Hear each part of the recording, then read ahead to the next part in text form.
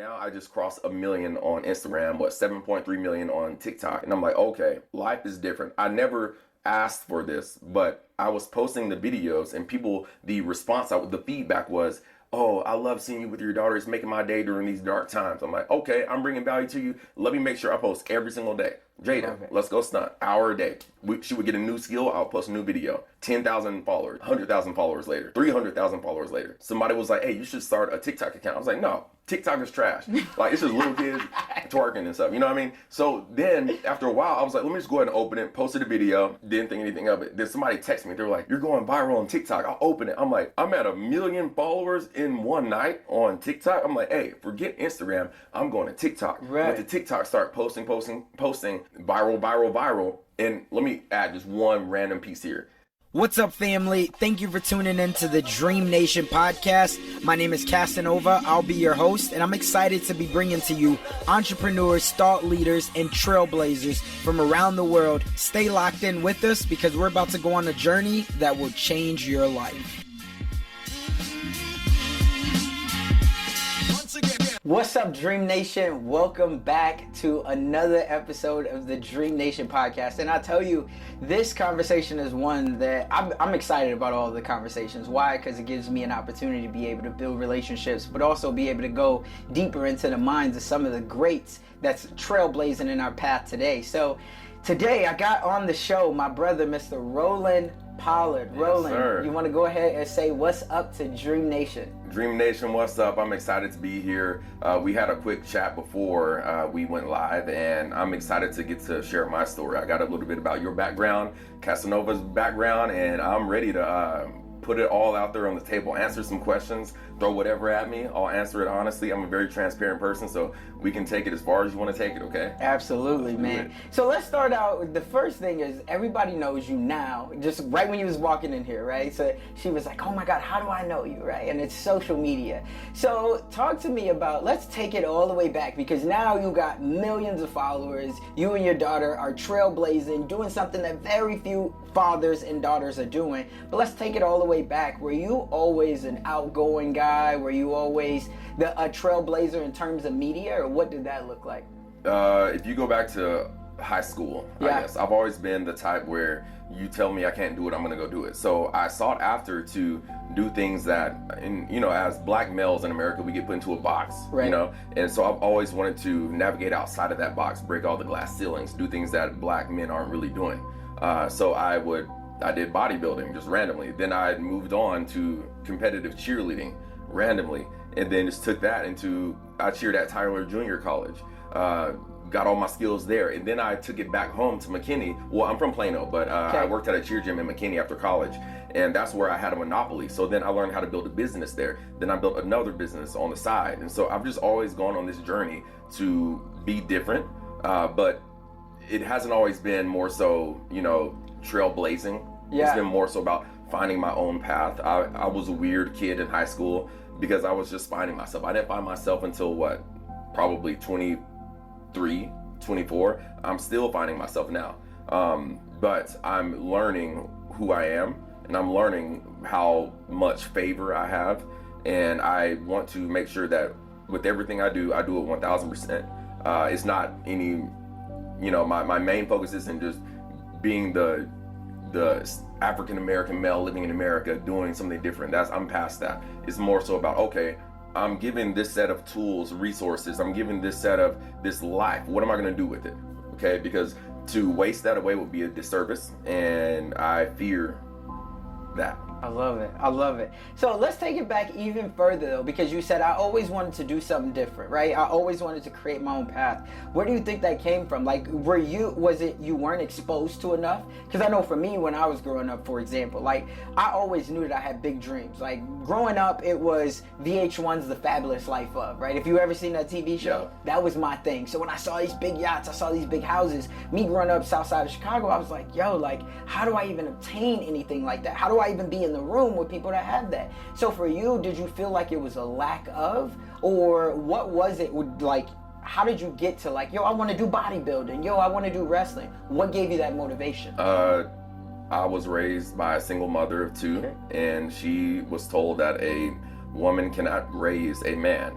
and let alone a single woman cannot raise a man. So I wanted to show the world that yes, a single mother can't raise a man, and I wanted to make my mom proud. And I got in trouble a lot. I made a lot of mistakes, learned from them, thankfully.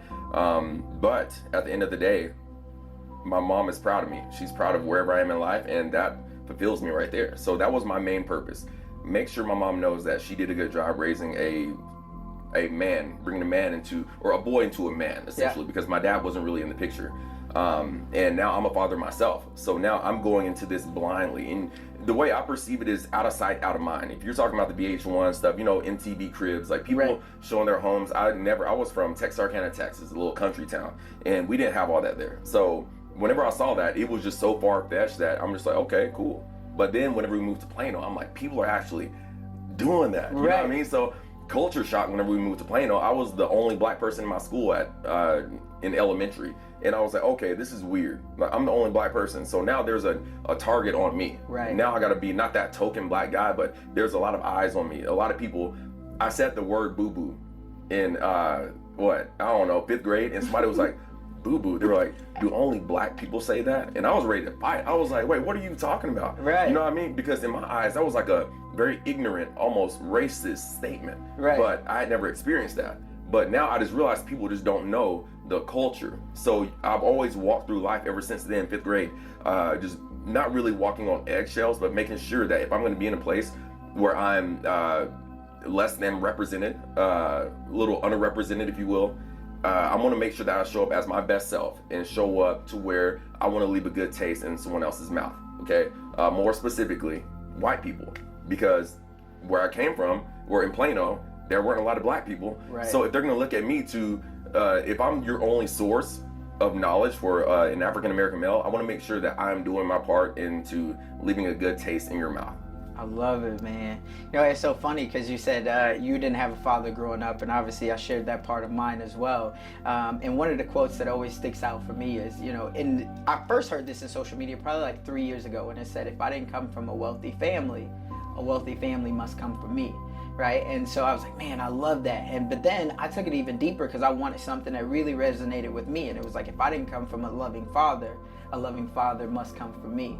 And so that's one of the things that I pride myself on. Anybody who watches, who knows me, if you have a conversation within 5 minutes, you'll hear something about my kids. So I love that about you. Let's take it and let's talk about how you decided that you wanted to bring your daughter into the social media world. I didn't want to. You didn't want to? Because this is real interesting. Because for a lot of us, we're trying to keep our kids off of technology. Right? We're trying to say, no, because my son, he's back. Can I get a TikTok account? My daughter's watching it. Can I get a TikTok account? And then I'm like, nah, but for you was like, no, we gonna build her a brand. Talk to me about the mindset and bring it back, because you say you didn't want it. Like, what was the deciding factor for you to start putting her in these videos? Well, if you go back to whenever I said I coached in McKinney after college, I had a monopoly. I was the only stunt coach, and I was healthy and shape, fit, highly motivated, fresh out of college with all the knowledge in the world. And so I did stunt and tumble privates with younger girls, getting them ready for high school cheer, college cheer, high performing club cheer, all-star we call it. And out of nowhere, you know, I would always post videos whenever my girls got skills pre-pandemic. So I always had videos on my social channels, but it was of girls that I coached. God blessed me with a daughter, beautiful daughter. Then during the pandemic, we happened to, you know, my business was going well with my cheerleading music production company. And so we moved, we bought a larger house because Jaden took up all the space there. The house had really high ceilings, 19, 20-foot ceilings. So whenever the pandemic happened, I had a baby girl, nothing to do. I had no work. I was fearful of the future, but I don't like to drown in my sorrows. I'm gonna make the best out of whatever. So instead of posting videos of my girls at the gym, I started stunning with my daughter at home. Plenty of room to do so. Then we started posting videos of her getting new skills, and then people started following. And then I jumped up to 10K. And I will never forget, after a while of doing social media, my uncle was like, hey, you're almost at 50K. I was like, yeah, but I want 100K.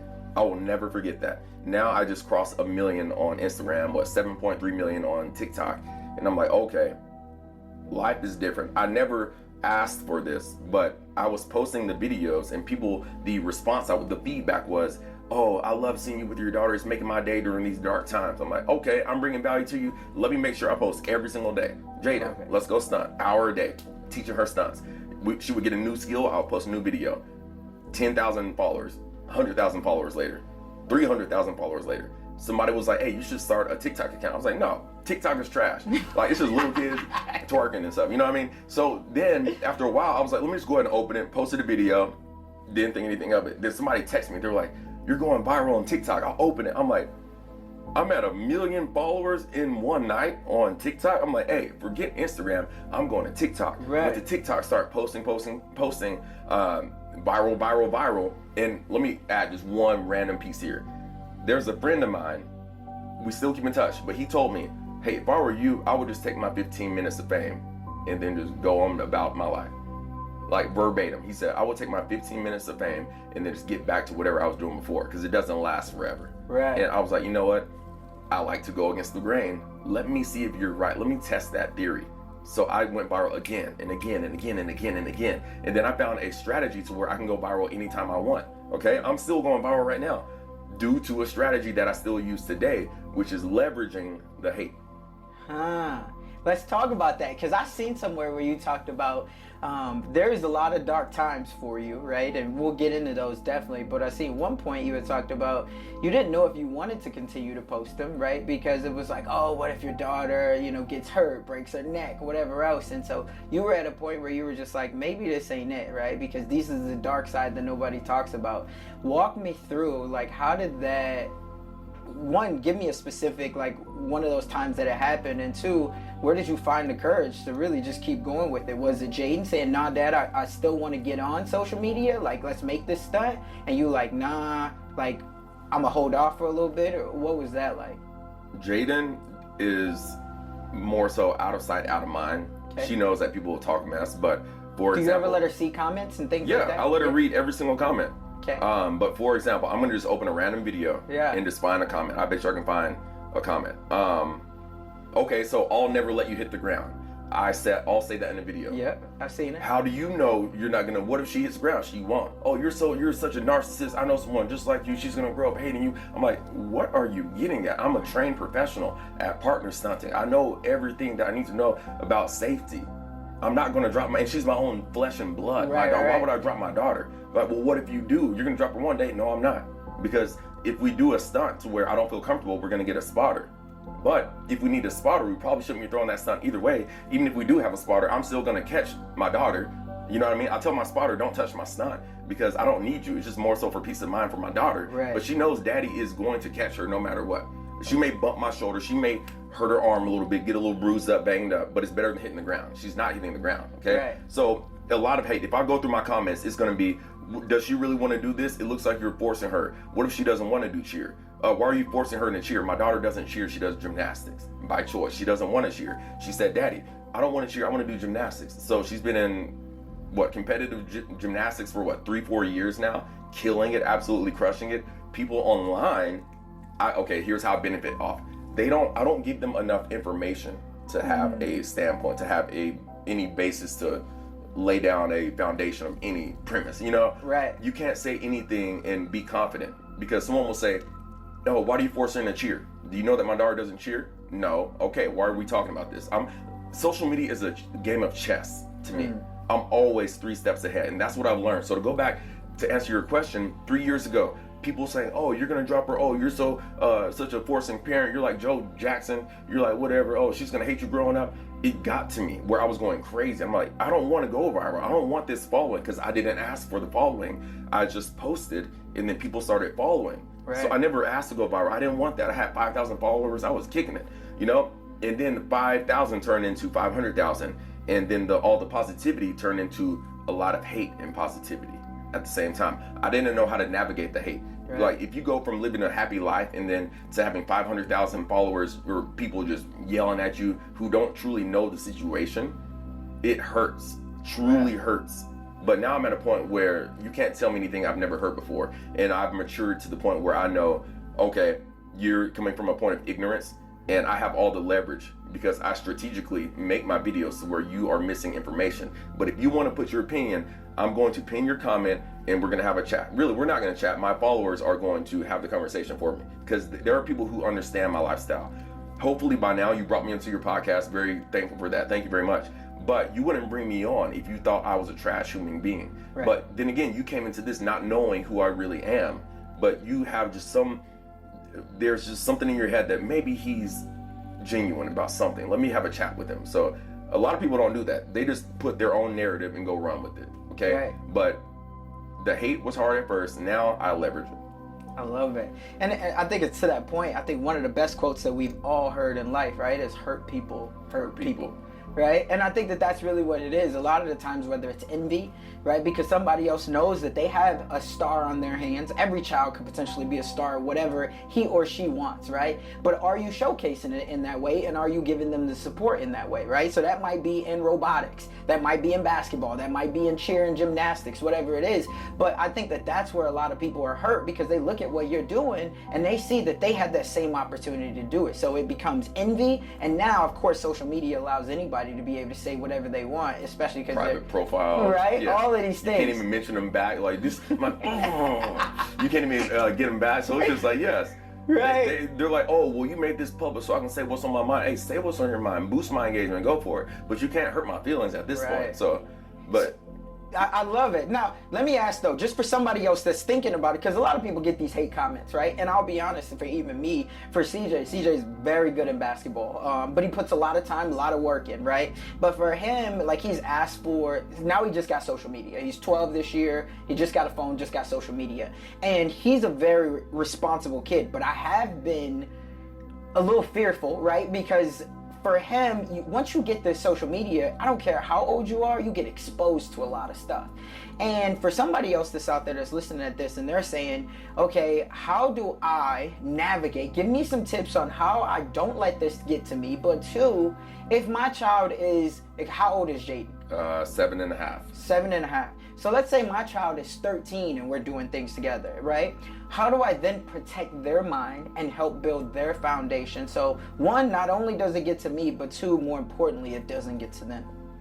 So on your first part, it's a matter of, is what they're saying based off actual knowledge? Is what they're saying true? Yes or no? If it's no, forget about it. No publicity is bad publicity, okay? If you want to comment on my page, leave one negative comment. My routine is pin it to the top, and let's just see what the public has to say about it. That one comment turns into 300 comments. Now your post is getting boosted. And now people are following you now because they actually genuinely see what's going on. So if you want to hate on me, or someone wants to hate on you, go leverage it. If someone wants to leave a hate comment on your page, use it to your advantage, okay? Boost that engagement for free. Have an open conversation and then catch them in the act of being ignorant, okay? Step number one. Step number two, if you have a child who, I fear my daughter getting social media, because she's gonna get so much backlash for what she does. And I see it with older girls. Gabby Butler, for instance, she's a very well-known competitive cheerleader. Every single thing she does is scrutinized for whatever reason. Some people don't like her. She lives her life. I don't want my daughter to deal with that. At some point, you just gotta let go and say, hey, you're old enough now. You want social media, go get it. But understand that this is going to happen. Understand that to whom much is given, much is expected. Yeah. So the second you get social media, the second someone sees you slipping up at a gymnastics competition, you're gonna receive hate. But help them navigate through those times. If Jaden receives hate, I don't want to see my daughter crying one day, but I know it's gonna happen. Someone's gonna bully her for whatever reason. I'm ready to have that conversation with her. Okay, I'm ready to, but then again, that's why I let her read the comments. Happy comments, negative comments, happy comments, negative comments. And I want her to get exposed to it early on so she's not blindsided whenever she's older. Right. With just negativity. Okay, most of it is positive, but what happens when you get that negative comment? How are you going, what conversation are you going to have with your child? Okay, so my question to you is, if you don't mind, how would you navigate around that, navigate through that with your child? Let's say he's 12 years old, got a TikTok. What if he experiences hate, bullying? What is your plan of attack? Yeah, so for me, one of the best videos that I've ever seen, for me personally, was with Bryce Young, and I can't remember what podcast that it was, but Bryce Young is not a quarterback for Carolina Panthers. He was the quarterback for Alabama. And so I really listened at that, and I've always been very inspired by black men who obviously have raised their boys into men. And so I had that, but I'll tell you the premise that I got from that was know who you are, right? And so CJ and I've had lots of conversations, which is the reason why he has social media, is know who you are at the end of the day. Know who you are and know what you stand for, right? Those are the two things that you always have to come back to, because just like they said, 15 minutes of fame, however you want to say it, some people are able to make it last to an hour, some people only may be able to keep it at 15 minutes or 5 minutes. But whatever it is, you got to understand that there's always going to be highs and lows, there's always going to be rain, and there's going to be sun. But you got to ask yourself at the end of the day, am I willing to weather the storm? Because nothing stays up forever, but nothing stays down forever either. So as long as you know who you are, at the end of the day, it'll all come back to you. The other thing that I live by is I always say the reason why I've been so blessed, I got the access, everything else, is because my luck is a sure thing because I'm living right?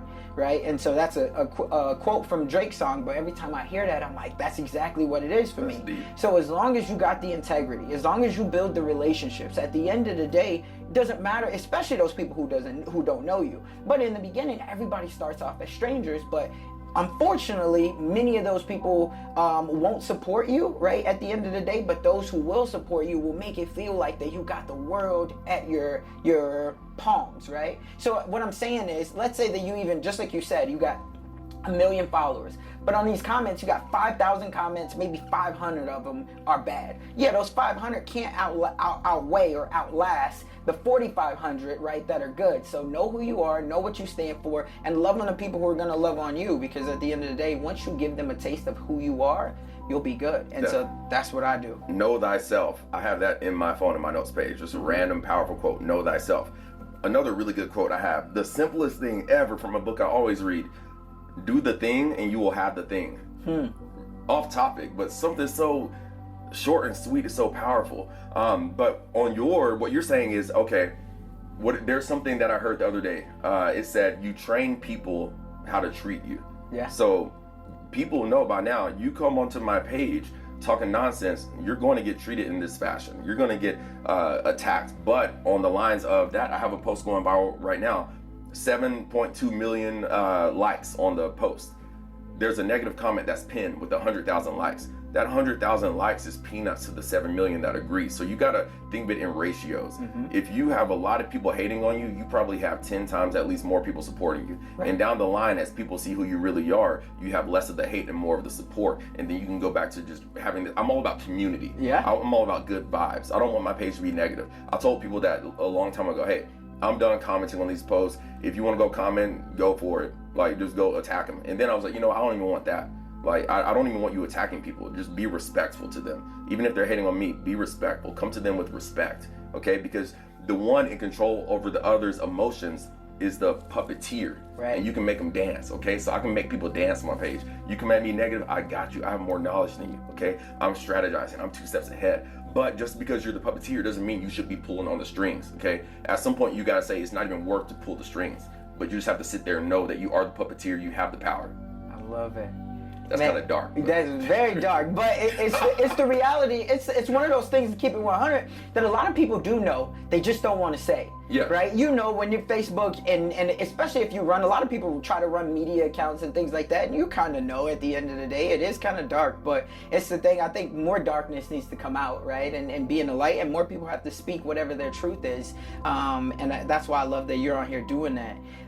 Let's talk about a little bit of risk, right? Because I think the conversation is definitely just getting good. But I listened to one of your podcasts, and you had talked about all of the video equipment, all of the everything that you've bought. So I want to talk about, for you, have you always been somebody that you knew that you were a creator?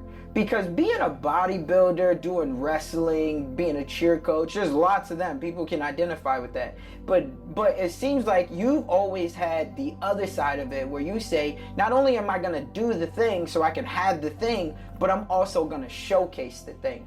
Talk to me about that, and like the risk that you took early on at trying to produce music around cheer and everything. Like, did you go out and get a loan on that? How did that all come about? And I ask this question because there's a lot of people right now that they're doing the thing, but they're trying to figure out how do they turn whatever they're doing into media. And so where did that come from for you, and how did you take off with it? I've always been extremely creative and fearless. And the fearlessness, I just recently understood that came from ignorance, being just completely naive to my surroundings, like just being blissfully unaware that, hey, you look dumb, but you look courageous at the same time, but you still look dumb. You know what I mean? So I didn't have that perception in my head until recently, but I've always been creative. And my mom told me something years ago. I'll break down one thing in a second, but she told me in her kitchen, I gotta start here. Yeah. One day I was living with my mom and she was like, you need to go get a W-2 job, a job with benefits, because she's type A, straight municipal government, type A, doesn't even cuss. I know she cusses probably, but she didn't do it around me. She won't drink around me, but I know she drinks wine with her friends because they told me on the golf trip. Anyway, so like my mama tries to shelter me, you know what I mean? And make sure that her baby boy is good, is safe and secure. I don't care about all of that. Like I overdraft, I'm a financial planner and I overdraft my account every month, because I love living life on the edge. I want to feel like everything's about to be taken away from me. I don't keep money in my account because I want to feel like I gotta go get it, because my biggest fear is not providing for my family. Almost off topic, but let me give you a little bit more from the beginning, the origin. One day I was living with my mom and I told her, Mama, I want to do cheer music. Someday somebody's gonna pay me for cheer music. She was like, okay, honey. She was like, all right. She didn't tell me no, but I know that in her head she was thinking, no, you need a real job. Like, you're not about to pay bills with music or cheerleading. One day I came back with $100 or $800 check and I showed it to her. She was like, what's this? I was like, this is from coaching cheer and from doing cheer music. Somebody's paying me $50 to do their music. And she was like, okay. So then, but in her head she was like, but is this sustainable? And I was like, you know what? Instead of saying yes and having this whole conversation, let me just go do it again. Yeah. So I did it again. Boom. 800 turned into 1,500. Boom. And then it got to the point where I had enough saved up. I was like, Mama, I'm moving out on my own. She didn't want me to move out at that point. She was like, oh, I'm nervous because you're going out on this journey. She's not an entrepreneur. She's not about to risk it for the biscuit. Because why risk it whenever you can have everything just W-2? Nothing wrong with that. That's not my personality. I love living life on the edge and I know how to go get it. Okay. I know how to go figure it out. I like figuring things out. It makes life worthwhile. It makes it fun. Okay. So after a while, my business partner, a guy that I cheered with in college, we started a production company. We went all in. We went in, I bought a $2,300 microphone, the one that you heard about. And with that microphone, I created over $1 million in revenue, millions of dollars probably, off a $2,300 mic. Started with that in a MacBook Pro, in a small little bitty keyboard. But that's all I needed to build a business. So I bootstrapped it. And if you're an entrepreneur, someone looking to go create a business, you can go take out a loan. I didn't want to do that because I really couldn't get approved for much, but I had money saved up. I've always been a good saver, mainly because I didn't grow up with money like that. So I wanted to save all my money. I was doing privates, but I was working so much to where I didn't even have time to spend my money. You know what I mean? Right. Now that I have time to spend my money, I just spend it on golf. You know what I mean? But back then, I was like, no, I gotta just wake up, go back to work, mix all in the morning, and then go up to the gym, do stunt, tumbling privates in the evening, save all that cash in a blue chase bag, count my 20s at night. Like, boom, okay, I'm at 5,000. Okay, if I do this again, I can be at 6,000 in 2 weeks. So boom, I'll just go work, boom, 6,000, 6 turn to 10, 10 turn to 20, whatever. And then I lost it all because I broke my leg in a motorcycle accident right here. Snapped this smooth off. Yeah, it's bad. Still hurts to this day. But at some point in time, in fact, I'm getting too off topic, but at some point in time, my wife lost her job. And I had to really double down on myself. And it's like, hey, either you go all in on yourself or you just wither away and your family's gonna suffer. So I doubled down. I stopped coaching at the gym and I did music full time. I had my $2,300 microphone. We had the best vocals, crispiest vocals in the cheer game, and we're black. First, the only black cheer music production company in the entire industry.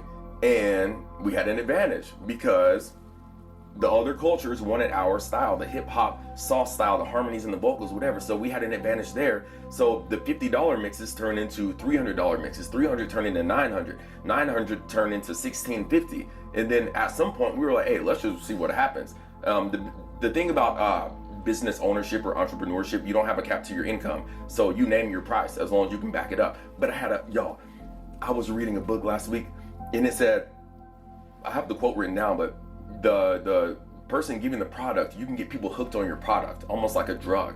And then no matter what, the next season, because that's how it works seasonal, you get music every single year, new music, because you have a new team. and the next year you can just charge more. They're gonna pay it because they It's like the iPhone. Exactly. It's capitalism, right? Okay? So we live in a capitalistic society. At some point, we were like, hey, forget it. Let's charge $4,000 a mix. People were like, all right, let's get 4 teams. And we were like, what is happening? What is going on? So I realized that you set your own value, okay? The valuation of your product comes from you, not the outside world, okay? Kind of, because it needs to be worth it for them to pay it. But I learned that early on, and then I just took it and ran with it. My product got better. I invested more. We bought a camera. With that camera, we would post high quality pictures of our studio sessions. We would do this and that. My first time ever going viral was whenever I had a Sony A1 with 135 millimeter 1.8, posted the craziest video, super crispy. I had my Rode mic strapped to me, myself and my daughter, just full-blown production quality. And people responded well to it. Oh, that looks like 8K camera. Oh, where do you get all this? So they started following for camera advice. You know what I mean? So I was like, okay, let me build a business off that. And then after a while, I would make more money with social media. We got a manager. We started doing brand partnerships, and I would use those brand partnerships to reinvest in my media business. So then I bought lighting. I bought another a B cam, because you can do more with 2 cameras. Right. You can fine-tune things with lighting. I would use that not only for home videos to post on social media and grow a following, but I would use it for my cheer music production company. But then we took it a step ahead or a step further, and then started going out on location, shooting videos for our clients, highlight reels. You know what I mean? So then that turned into a whole nother industry and a whole nother source of income, all off that one microphone that I bought, that I generated income from, and bought the camera that I generated income from, and bought another camera that I generated income from. That is bootstrapping in a nutshell, okay? I just talked a lot. Yeah, I love it. I love it, man. That's there's a lot of things that I definitely want to unpack there. So first off, the whole cheer music thing, and educate me on this. When you say cheer music, like what type of music, like, because I don't know, my daughter's not in cheer as of yet. She is in gymnastics. So what type of music are you creating with this?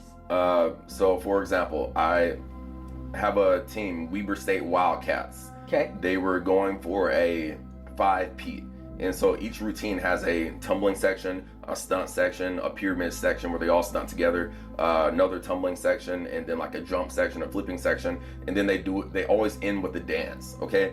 So my goal is to Weber State Wildcats.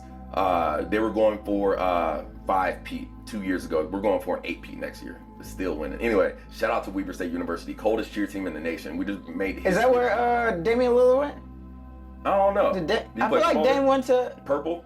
Yeah. That's my biggest client. Gotcha. All right. And now I only really do cheer music for them because they're going for this 8P. We're just gonna keep riding it out. But they got grand national champs in this year in Daytona, so I made history. So I technically retired. I was like, hey, I've done everything I needed to do, but I'll still rock with Weber. But for example, so I bring vocalists in and we write and record. So for Weber's dance, we had like and then we said, I brought Jade in, one of my favorite female vocalists, and she just comes in and she knows I'm crazy. I just talk really fast and I'm like, Jade, say this. And I was like, okay, they're going for 5 and we got to end with the bang. So we said 5, 6, 7, 8, 1, back to back, and that was 2, came back and got that 3-peat. What you mad at me for? Why, this is 5. Cats. I just got goosebumps. Yeah. And we were in there. We fly out every year to Daytona, and they said, this is 5 cats. And like the crowd went crazy. They won their division yet again, got their 5P. Next year we went back for 6. So I just get creative with, okay, Wildcats. I'm a wildcat with a big scrap to the dick, you know what I mean? Like just rhyme. Yeah. Like, so I'm very creative in that aspect. But going back to what I was saying, my mom told me a quote from Oprah Winfrey: you never run out of creativity. So I take that. I will always have a job because I will always have creativity, because I am a firm believer that you will never run out of creativity. Yeah. You know what I mean? So with my cheer music production company, we have different genres. We have a hip hop section, we have a ballad section, a rock section, a really singy section, a very high energy section, and a dance section in every single routine. I was doing 100+ mixes a year at some point, making the most money I've ever had in my entire life. Completely miserable because I was chasing money and chasing accolades. I wanted to take it further, but then I'm a people pleaser, so I didn't want to say no to people. If you start a business, you got to know when to say no, because that can just ruin everything. Can crumble if you say yes to everything. But it's not a bad position to be in whenever you can say no to people, okay? But that's when you raise your prices, choose the clientele you want, and grow with them, okay? Did I kind of explain the cheer music thing? Yeah, I think you did. Yes. So let me ask this, because obviously you've always been a high achiever. You got a high motor. How long have you been with your wife? 9 years. We were celebrating 9 years of marriage, or we did in May of this year. Gotcha. That's what's up, man. Congratulations. So 9 years, obviously through the thick of things, of you building your career. Was your wife, when you had your accident, were you with your wife at that point? Maybe Yep. not married, but were We you had with just her? gotten married. We were freshly married. We got married in May. I wrecked my motorcycle in July, 2 months later. Wow. And we thought I was out of there because she just got a phone call from the hospital saying that your husband was in a really bad motorcycle accident and he's in the hospital with his leg snapped in half. And so imagine that call when I was coming home from Tyler, Texas, coaching out in Tyler, making ends meet. I would drive out on Monday, come Monday night, go back to Dallas, drive back out Tuesday morning because I didn't want to pay for a hotel, come all the way back 2 hours home. And then one day I decided to take my motorcycle, and I shouldn't have done it. My mama told me don't take it. Stephanie said don't take your motorcycle. I did. I drove all the way down, and I came back at night. And then it was like, I don't know, I was 45 minutes from home, and I'm on I-20 just going like 80, 90. And then I passed an ambulance, and I saw somebody in the back of the ambulance. So I was like, hey, let me slow down a little bit. So then I coasted home being smart. But then I was wearing my dark visor, almost like sunglasses at night, because I took it during the day when the sun was out. And I was like, dang, I didn't bring my clear visor. So I'm just out riding in pitch black dark. Out of nowhere, I'm almost home. I turn on a 635. I take the exit off George Bush on a 635. Out of nowhere, I hit a pothole. I didn't even see it. Flew over my bike, snapped my leg. My bike was done. I'm laying there in the street. I try to get up. I look at my leg. There's a bone sticking out. I'm like, yeah, I'm not doing it. But I had Lil Wayne playing in my ears. So I was like, all right, let me just vibe out here in the street. I hear cars. I'm like, oh, I'm about to get hit. Let me just close my eyes, whatever. Out of nowhere, a lady stops and she comes to help me. She's like, I'm a nurse. She was like, your leg is broken. I was like, I know. And she was like, I'm gonna call the ambulance, whatever. Her husband rode a bike as well, so he moved my bike out the way. She called the ambulance. They put me in there, and then I saw my mom at the hospital pour down. I just started crying. She told me not to take it. All of this work she did to get me to where I was, I almost just ruined my entire life off of one bad decision.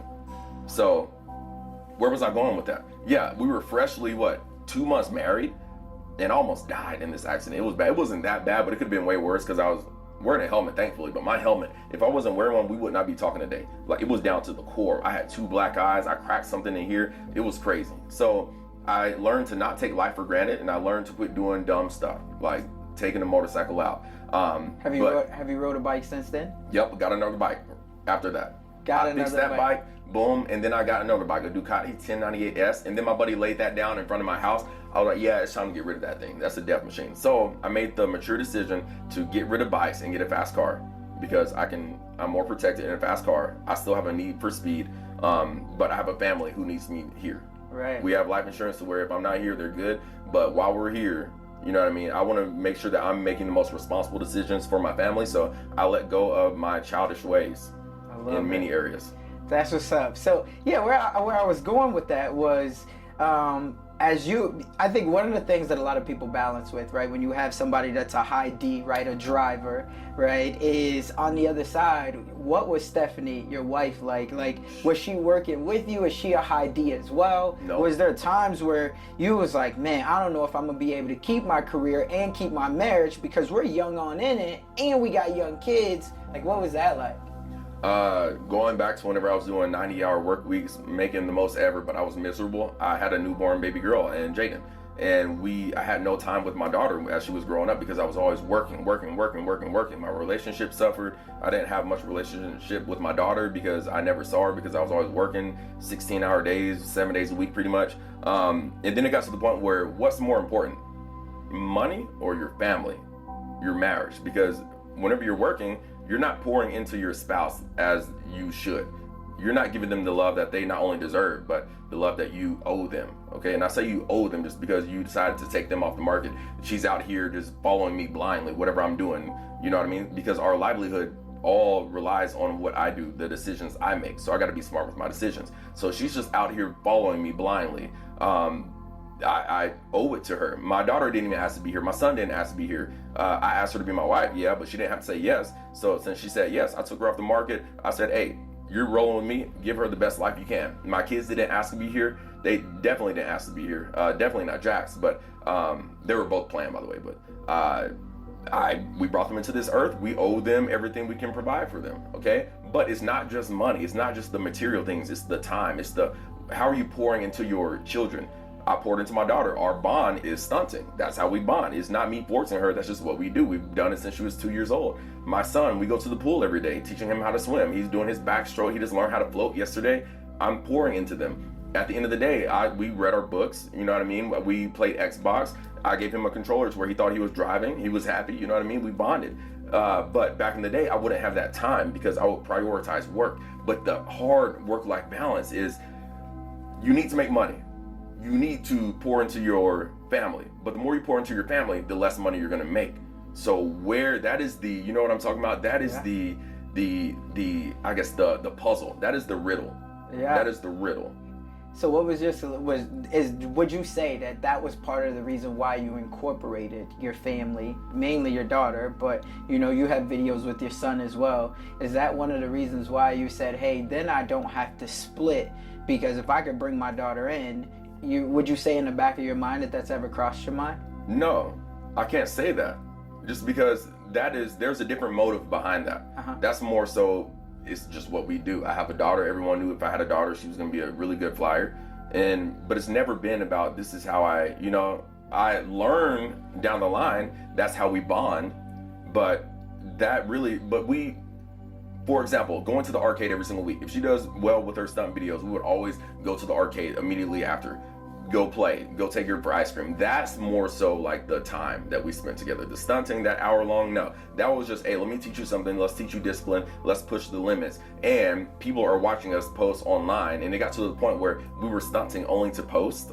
And then that's when I realized my motives were off. Because initially I just wanted to pour into my daughter and just teach her things. And then it came like a full-time job. Oh, we're awake. Let's go make a stunt video to post online because people want to watch it. And then at some point it just got forced. And I was like, okay, let me pull back from that.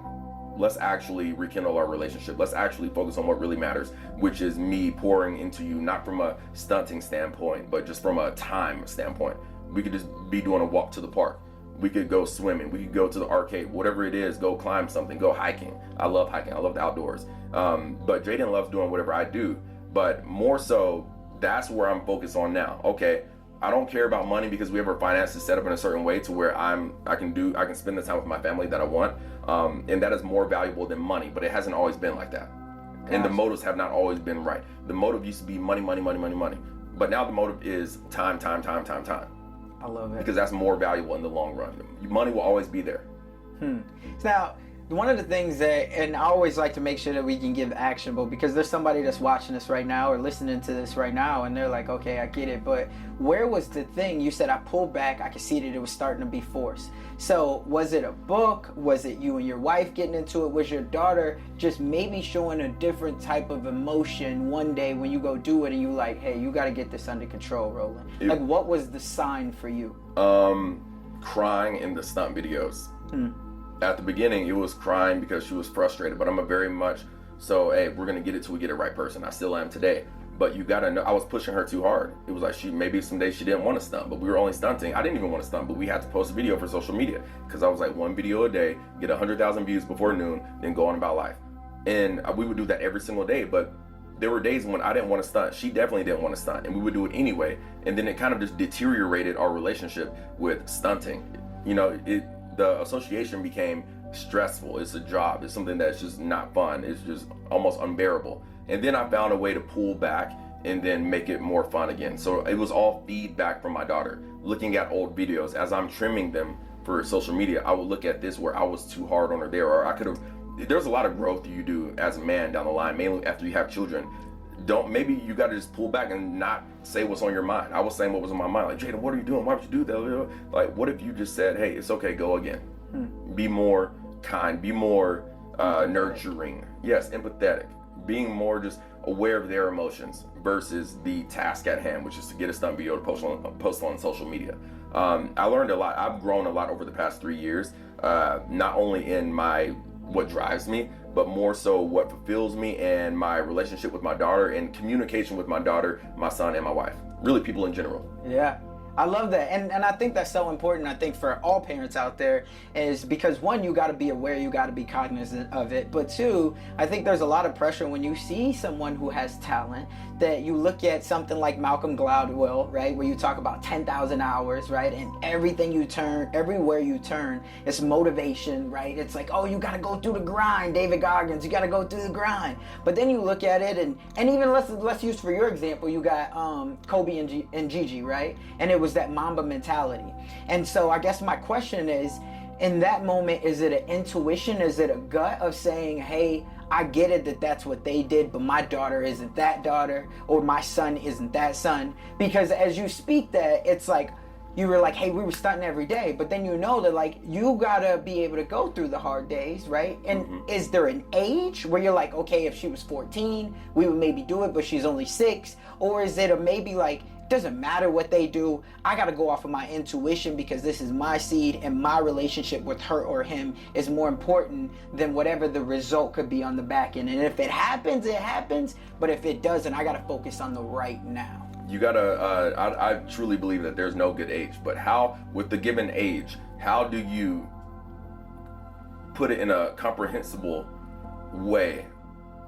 They need to be able to comprehend what you're saying. And if I'm saying, Jaden, be more hollow, okay, she probably don't know what hollow means. But there's somebody, let me push back on that, because there's some people out there that would say, and I think I've even heard you say it, right? I'm not 100% sure, but like I've always talked, I'm pretty sure you said, I've always talked to my daughter like she was an adult. Yes. Right? Yes. So, and I got one of like my best friends, shout out to Fogg, but I got one of my best friends back home, and he has a daughter, she's now 2, almost 3, and he talks to her like she's grown. So you said she's got to be able to comprehend, right? But then you say, I'll talk to her like she's grown. So how do you balance that of understanding when she's comprehending, or if she'll get it, she just got to hear it enough? Association. 2 things. I'll say, be hollow, like a banana. And then she knows that her body needs to be in the shape like a banana. And then I'll have her recite, okay, say hollow as your own hollow. Hollow, I'm hollow. So you know what hollow is, okay? Now show me hollow front versus hollow back. So front banana, back banana. So now we started off with like banana, but I would always say hollow. So she associates banana with being hollow. Okay, because a banana is in a curved, hollow crescent moon. Anytime she sees a moon, like a fingernail crescent moon, she says, Daddy, look, a crescent moon. It's hollow, like a banana. You know what I mean? So now there's 3 associations. Be crescent. If I said be crescent, she would be crescent. Or she would ask, like a moon? Yes. So hollow? Yes. Like a banana. You know what I mean? Yeah. So it's all association. So I give her the big girl talk and the baby talk until she no longer needs the baby talk. But I'm still going to start with the being hollow. You know what I mean? I'm still going to talk to her like a grown woman. Like, hey, if you don't do this right, you're going to fall into your face and break your neck. Gotcha. Ever since she was 2 years old. Because you got to know the severity of it. It's not just, hey, you can actually get hurt. Daddy won't let you fall. You know that. But don't be up there taking advantage of that. Don't take that for granted. Because the second you go fly on someone else and they're not paying attention like Daddy, you're going to hit the ground. You got to know that's a possibility. Okay? Because you will break your neck. I love it. I love it. Let's talk about something that you don't really talk about a lot. A lot of people see social media, and I'm sure you have these types of conversations all the time around parenting, childhood, how do you raise? But your financial advisor, when you look at 9 out of 10 videos that you post, they have nothing to do with wealth, with money, with IRAs and 401ks.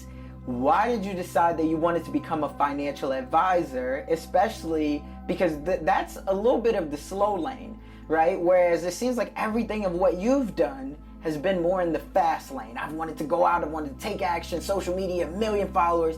But the financial advising, it takes a very long time. And a lot of the times you're having those not only uncomfortable conversations, but you're having boring conversations about estate planning and things like that, that especially for the younger generations, they don't want to hear that right now. So where did the love for financial advising decide to come from? The number one, financial advising is from a fulfillment standpoint and being that positive impact. If the number one most impactful person in my life was my own advisor, why not? And if I know the power of that relationship, why not go be that for others?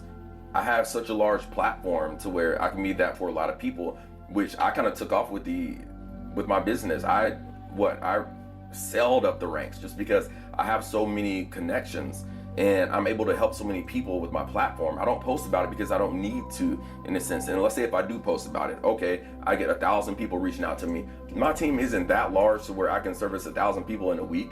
So I'm just taking it slowly, working with who I want to work with, people who care about their families, business owners, people who don't have that literacy, people who ask me, hey, what would you have done whenever you were this age? Okay, I can guide you from that standpoint. Where should I put my money? Where are the best tax advantages? How do I get to the point where I can leave a legacy behind for my kids? Retirement planning, long-term care planning. That's where I find fulfillment. I'm in a very great situation where the years of working hard have made it to where I don't have to work much right now.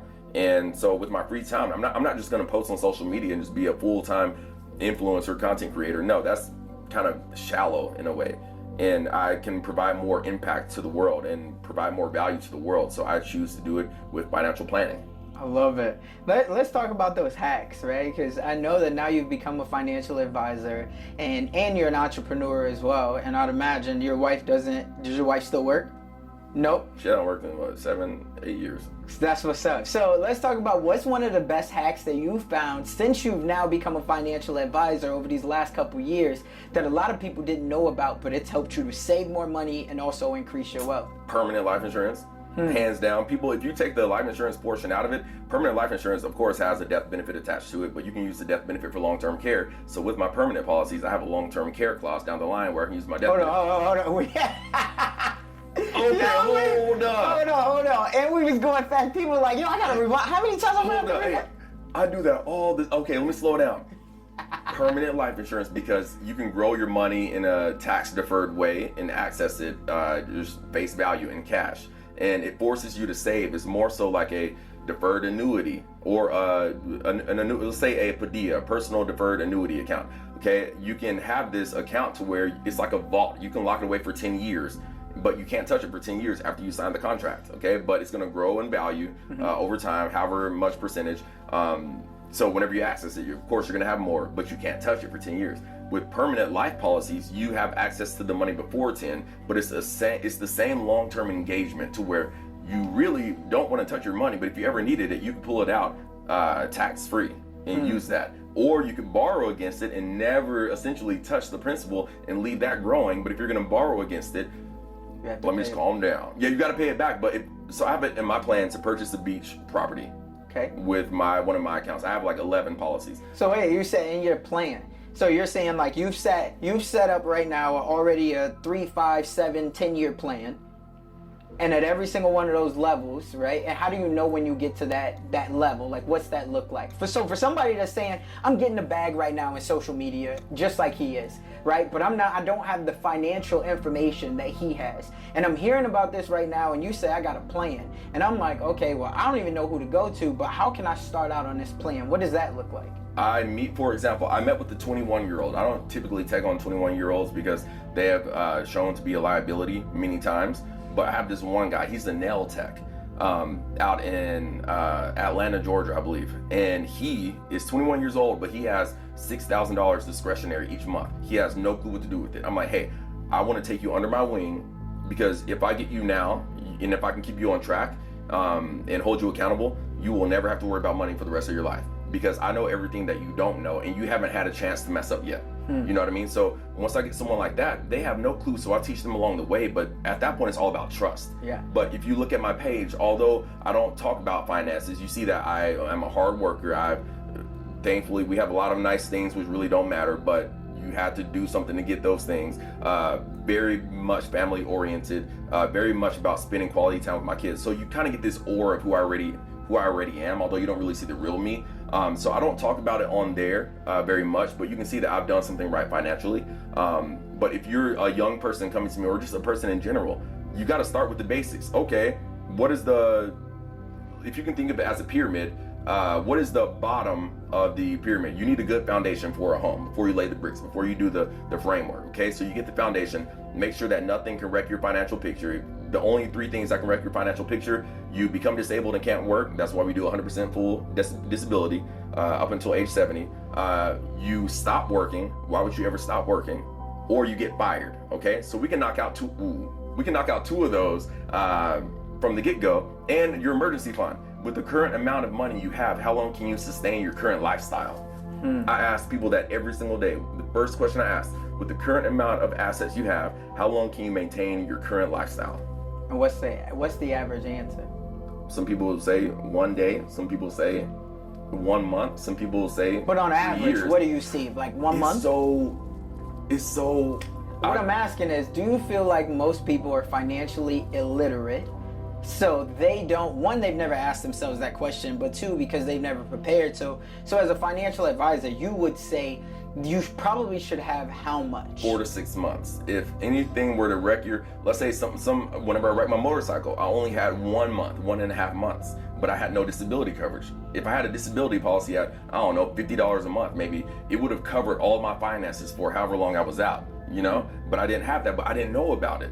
Right. And maybe I did know, or my advisor told me to get it, and I said no because I didn't think, I thought I was Superman. I thought I was infallible. I thought I was invincible. And then I found out I'm not invincible. So then after that, I don't ever want to be in that situation where I only have $700 and I can't work and I don't know what I'm going to do. And I'm waiting for a phone call from the cheer gym to say, hey, we need you back.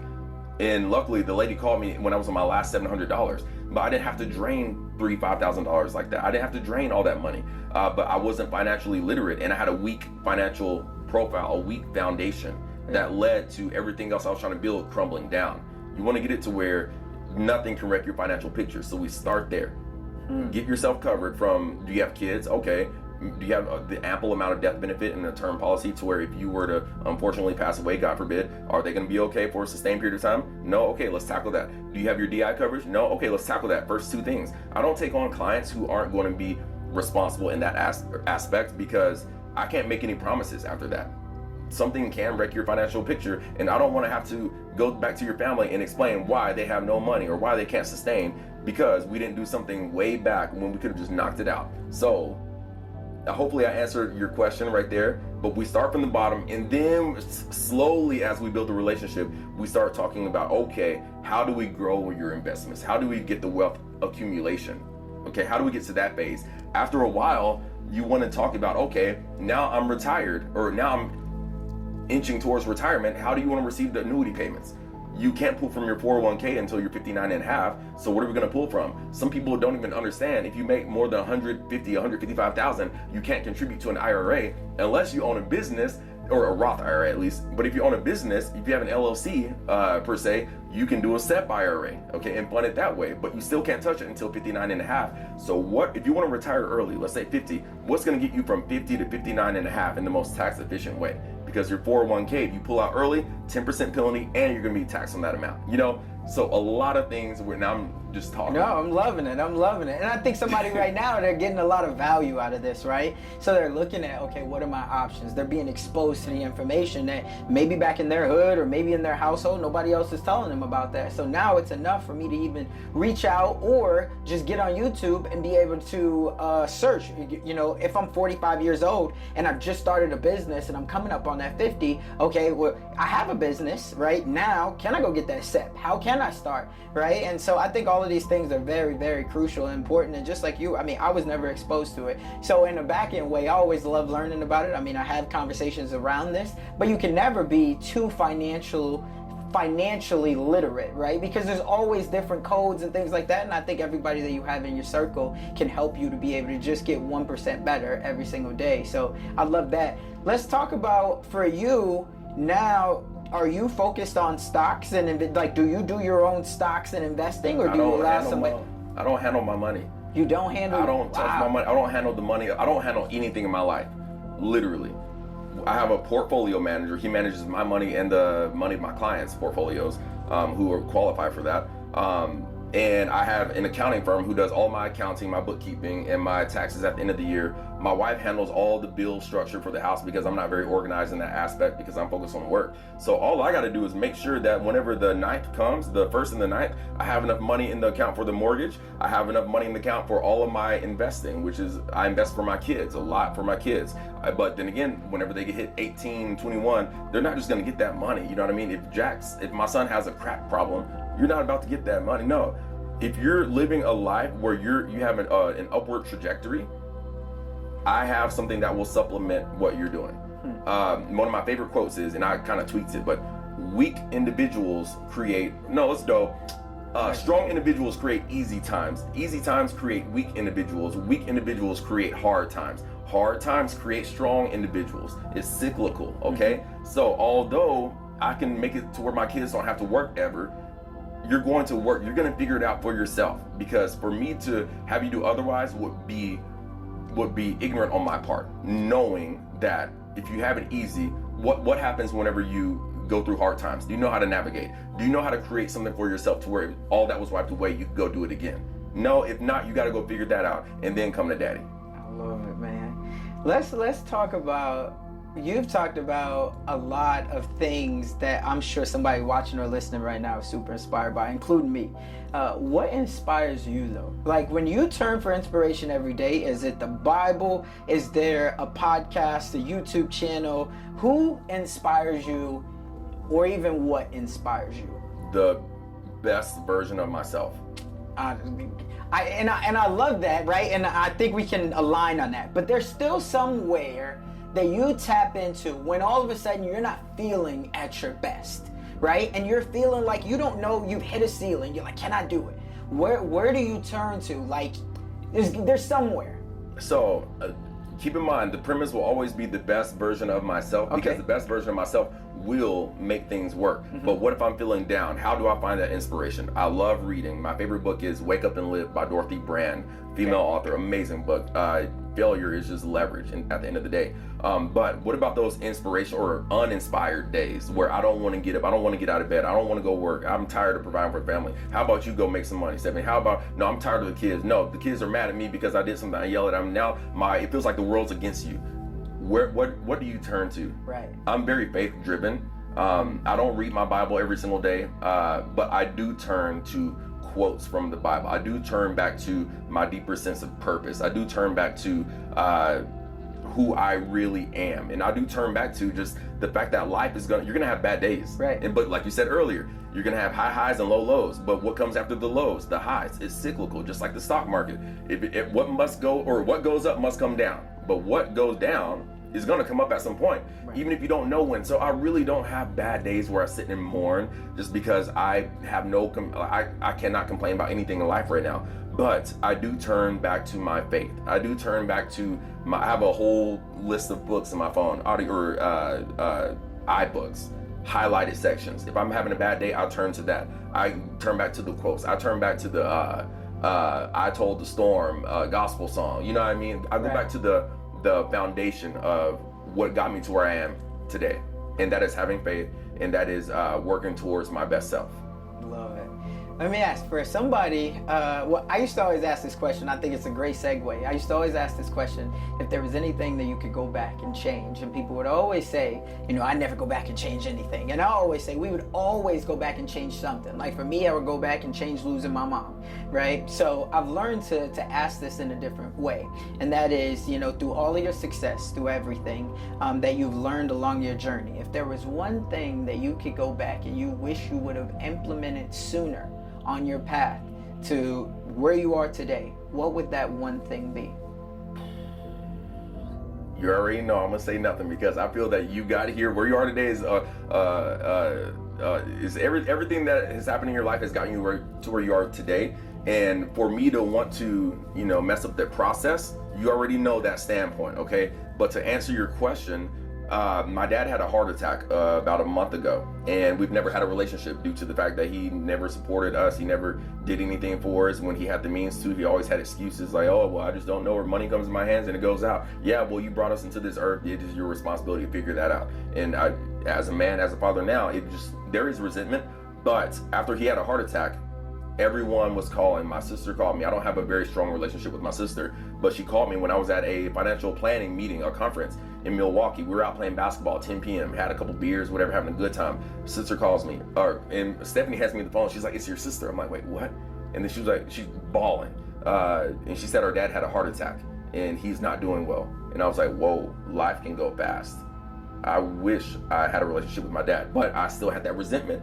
So I didn't call to check on him. I just started getting text messages just for the next week or so about updates on him. And I never once reached out to him to check in on him. And going back, about a month ago. I wish I would have checked on him that first night to show that I actually cared, because I feel that a part about being a man is maturing and letting some things go and just moving forward, because I don't have a relationship with my dad, and I feel that that's something that as a man, if I've truly matured, if I've truly made it in this life as a man would have called his dad on his deathbed. So you never reached out to him at all. Gotcha.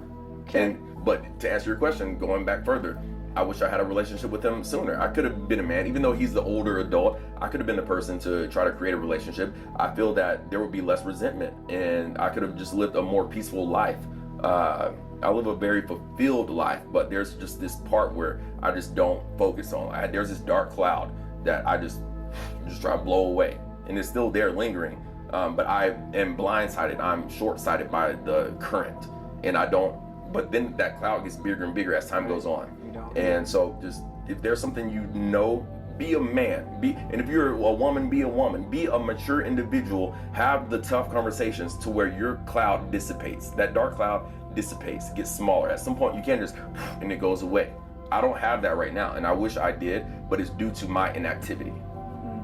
Man, so powerful, right? And you got to heal for sure, and you got to be able to say what's on your chest, because otherwise it just creates more anxiety for you, because in the back of your mind.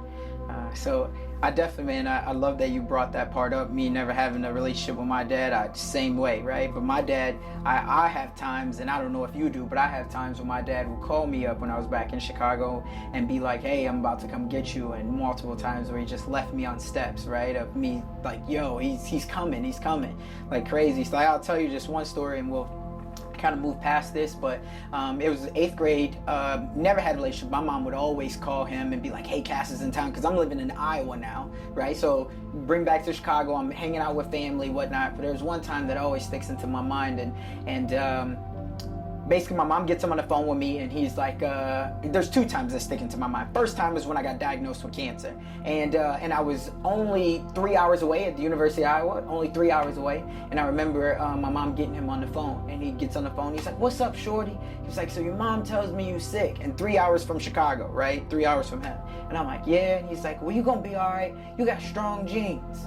And that was it. I shit you not. That was it. Never came. Never, like, yo, 2 weeks away from death, right? And he never came. And then another time, I was there, and he had told me when he got done, because my dad had money, he was real pimp, had money, had salons inside of multiple JCPenney's. So you're saying real pimp, like? Yeah, actually, real pimp. Like, there's real videos pimp out there, him with the real pimp. Oh, okay. Yep, slick back hair, he had the ponytail, only drove Cadillacs. Dang. All of this, yeah, for sure. So, anyway, so I remember my mom getting him on the phone with me, and he's like, yeah, once I get out of the salons today, I'm gonna come pick you up, we're gonna go around and take you to see your sisters and all of that. And I'm like, all right, cool. And then so this was going into my freshman, this was summer of my 8th grade year, going into my freshman year. And so I remember telling my cousin, because there was a big little party going on, and my cousin's like, yo, you gotta come, I'm gonna introduce you. I'm like, nah, this is day one. I'm like, my dad said he's coming, She like, man, don't be listening to that fool, I'm like, nah, he coming. So she leaves, right? He for real. I talked to him older now. It's not like I'm a 7-year-old boy. So I'm sitting, and I waited out there. I shit you not, I waited out there all night on that doorstep. And she gets back home, and it's like 11:30. And right when she pulls up, she gets out of the car, and I shit you not, it was just like the movies. She just puts her arm around me, and we just walk into the house, and she doesn't say anything, she just knows. And I was like, oh man. And then I even tried it again. We tried it again 5 years ago with CJ, right? I go back, we're in Chicago, we got CJ now, don't need nothing from him or anything. I go to see his mom, right? We didn't have a relationship, but a little bit. We go to see her, she's like, I'm so proud of you. I've been seeing it on Facebook. You got CJ, I got my wife, Julie. Does she talk like that too? Yeah. It was that. And so I was like, man, I appreciate it. She was like, you got to talk to your dad. He's a changed man. He's like a pastor now. He's wrote a book, got it on Amazon, all this other stuff. I'm like, nah, I'm good. She's like, you got to talk to him. So she gets him on the phone, right? And this is now my mom's passed away. So this was like 5 years ago. And he gets on the phone. He's like, yeah, where y'all staying at? We tell him we're staying at the Marriott over here. Like, all right, when I get done, I'm going to come see you. Sure not. He never showed. But that goes back to integrity. Like, integrity is really just doing what you said you were going to do. You mentioned that earlier, and it's just like, dang, how many times, what is it? Fool me once, shame on you. Right. Fool me twice, shame on me. Fool me 3 times. Yeah. The peace sign, Hey. the chopper, right? No, you. Dang, some dark J. Cole references. I know, right? No, I mean, definitely that's not, but just like you said, it is that integrity part. I think that that's a big thing, and I think that that's the thing that we gotta make sure that, especially the younger generations. Well, even your son, like, how's that shaped the way that you're gonna, are you more cognizant or aware or like hyper aware of how you come across with, as far as integrity goes? Like, you say you're gonna do something, you're gonna actually do it? Oh, I swear. I got videos. What's funny, at some point we'll look at those. But there's videos even on my social media, right? Of CJ and I talking about appreciating asset, depreciating asset, integrity, all these things when he was 4, 5, 6 years old. And we still talk about this, right? And we talk about it from a standpoint of he knew he wasn't supposed to be on his phone. He knew he wasn't supposed to be on the game, all those other things. And so it'll be interesting. At some point you'll meet him and you have that conversation. But we have it all the time. And I am somebody that, just like you, I talk to CJ like he's grown, right? And the bond that him and I have, it's everything. But it's, again, because that's not what I came from. And I know that I have somebody here that has all of the potential in the world. He's so smart, he's so athletic, he's all of that. And so it's my job to be able to make sure that he understands all that, because I never want him to look back and say, what would my dad have said? Because I left it all out there when we was together. He knows in his mind. I'm at all of the basketball, but that's another reason why I'm so present. Like, that's very important to me. I could be all around the country sharing my story, everything to youth, but for me personally, these times right here for this season that I am in my life, I choose to not travel like that, right? Because I know I could be paid all day long, $20,000, $100,000 to share my story with you. But for me, it's so much more valuable for me to be at those practices, for me to be at those workouts, and it's just because of the presence that he'll never have to grow up wondering, like, man, if I would have just had my dad. Because yes, just like you said, nobody knows when their time's ended, right? It could happen any day, but I need to make sure that I did everything, because at the end of the day, I also understand that regret weighs more than failure, right? Failure, I think the quote is, failure weighs ounces, regret weighs tons. Right? Failure weighs ounces, regret weighs tons. And for me, I never want to get back and be like, damn, what did I go for? I went for the accolades. I did. And I'm just as competitive as anybody else. But that's a big, big thing to me. And I think me being able to show him, that's truly how legacy will live on. Because you can set him up with the trust and, the 529s and everything else. But at the end of the day, once you're gone, will they see you and your seeds? Man, your dad was this, this, and this. You just like, man, your dad had that integrity. I already knew he was gonna show up. Hey, check this out. There's a quote. You'll never see a U-Haul behind a hearse. Right. And I'm like, it didn't hit me at first, and then I was like, wait a minute. That's so true. It's like, what impact do you have on your kids? Like, forget the money aspect. You'll always have money if you want it. But at the same time, if you were to pass away today, do you feel that, and I ask myself this all the time, if I were to pass away, and this is why I'm so present, if I were to pass away, would my daughter have enough information to go about life? Exactly what you just said. What would daddy have said? What would my dad have done in this situation? Right. My son isn't there yet. I'm trying to show him. He knows that in the pool, if I throw him in, he's swimming by himself, he's 2 years old. What would daddy have done if he were in the situation? I would get up and breathe and then start swimming to the edge. Right. You know what I mean? So that's all he knows right now. But it is my duty, as they start comprehending more, to put them on game with every single thing I know. Fact. Because if I'm not here, who's gonna do it? I don't want another man doing my job. You know what I mean? I love it, man. We're on the same page with that. This has been a phenomenal conversation, my brother. This is everything that I thought that the conversation would be. And I like to say that I have very good discernment, right? So you asked like why I brought you on the show. It's one, because you can clearly see that you have a dream. Two, you can clearly see that you execute on that dream. But three, you can tell that you have a passion for helping others turn their dreams into a reality by showing, again, what would Rolland have done, right? And you're showing it in a multitude of different ways. And so I think that that's where the alignment and the synergy came from, to the point that I reached out and was like, yo, bro, I definitely want you to come on the show. And it's just so crazy that we just happen to live 5 minutes away. Can I tell them something real quick? Yeah, absolutely. So the reason, I have no clue who this guy is, okay? I'm gonna keep it real. You popped up in my inbox. We had never spoken before. You said, hey, let's do a podcast. I'm like, okay, let me just, all right. But at the same time, you sent a video to me talking and said, Rolland, this is Casanova. And I'm like, I respect the fact that you made an actual video. People neglect that type of communication. Like, that's high level communication. That's high level effort. I get messages all the time. would love to have you on the podcast. Boom. And I'm just like, what's the podcast? I didn't even know what your podcast was whatsoever. Not in a bad way. It's just like, I just work all day and do what I need to do. I don't really listen too much to podcasts or know what's even happening in the world because I'm just so hyper focused. But I didn't even care what it was. You sent me a video. Let's do it. You know what I mean?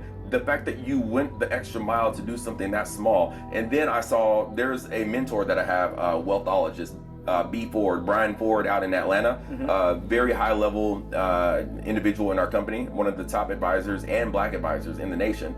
He was at the same event you were at. So once I saw that and he sent a video, I was like, let's go. I put 2 and 2 together. I'm like, okay, he's wanting to further his knowledge in finances or else you wouldn't have been at that event. Right. Number 2, you spoke so eloquently in the video. Number 3, you sent a video.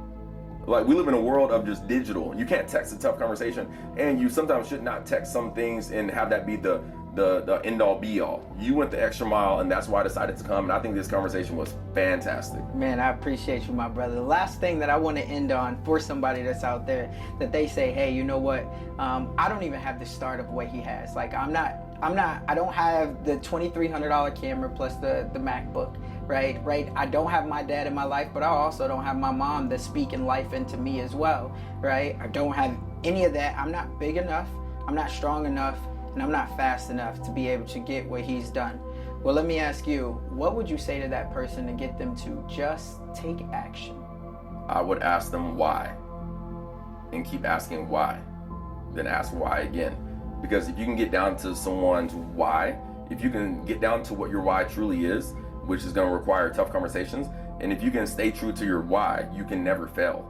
And then it's more so about guiding. Like, my whole financial business, it's not even much about the finances. Half the time we're talking about 5Ks and what we're going to do, like vacations, whatever, because we get the financial plan, boom. Now what? Nurture the relationship. How can we help each other grow? How can we hold each other accountable for things? And if you stay true to the why and find someone who's going to stay true to you as you're seeking out that why, as you're going on this journey, you can't fail. You know, you're going to be the average of the people you keep around you. They say 5 closest. I don't even keep 5 people around me. So you're going to be the average of whoever you keep around you. So are they helping you elevate? Are they holding you accountable to staying true to your why? Or are they just letting you go about life, just making random decisions? Because if they're just doing that, you need to get them out of your life and find someone who's going to push you to be a better version of yourself. It could be a mentor. It could be the random person that you see at the coffee shop, whatever. Find someone to hold you accountable, but you have to hold yourself accountable as well. Gotcha. Well, there you have it, Dream Nation. That's all for this one. I appreciate you watching, me and my brother Rolland. Remember, you got to take action on something, that dream that you have, and we all have a dream, because if not, that dream that you have will only merely be a fantasy. That's all for this one. That's all we got for this episode. Thank you for sticking around. That truly means a lot to me, and hopefully that means that we delivered massive value on this one.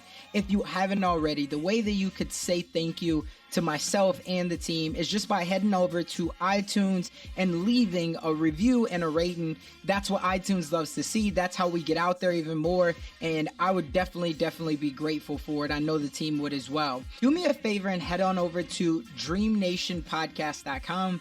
That's where you're going to be able to find all of the resources that we talked about in today's episode, as well as more exclusive content. And you'll also be able to sign up to our email list where we have more exclusive content. And we always love to hear the feedback from you all, because you're our tribe. So remember, in the dream we trust. We'll see you on the flip side.